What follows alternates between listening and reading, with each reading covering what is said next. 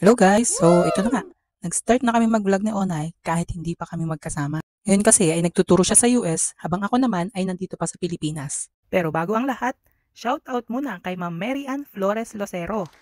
Isa siya sa mga followers namin na talagang grabe yung suportang ipinapakita. Napansin niyo siguro na lately, hindi kami nagpo-post ni Onay dito sa Facebook page namin, even sa TikTok, kasi may mga dokumento ako na kailangan naming ayusin para sa pagsunod ko sa kanya sa US. Kinailangan pa ni Onay umabsent sa school ng isang araw at kinailangan ko naman na gumising hanggang madaling araw para matapos na lahat ng mga dokumento na kailangan ko para sa pag-alis.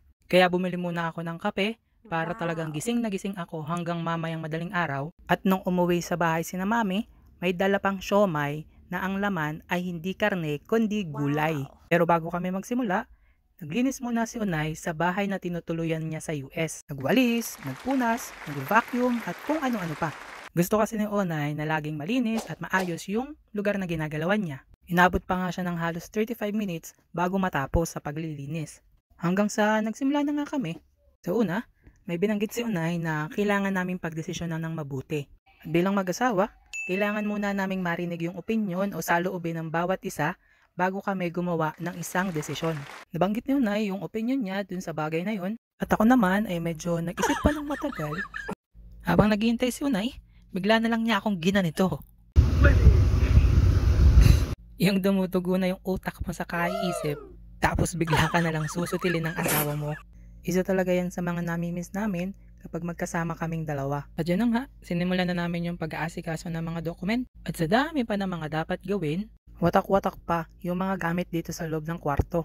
Tinulungan ako ni Onay sa mga dapat kong ilagay sa bawat papel, chinek yung bawat details na nakalagay, tinanggal yung mga hindi naman kailangan, at inaayos ng tama yung mga mahalagang detalye.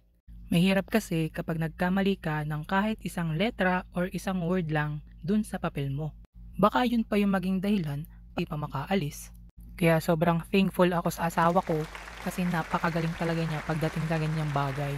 Yung akala mong okay naman na, tama naman na lahat, pero may makikita at may makikita pa rin siya sa kahit kaliit-liitang bagay na hindi dapat dun nakalagay. At pagkatapos nga namin gawin yung ibang mga dokumento ko, nagdesisyon na kaming matulog na. Kailangan na din kasi munang magpahinga ni Onay kasi nga masama yung pakiramdam niya. At mag-aalas 2 na rin ng madaling araw dito sa Pinas, kaya kailangan ko na rin matulog. So ayun lang guys, see you sa next vlog naming dalawa. Bye!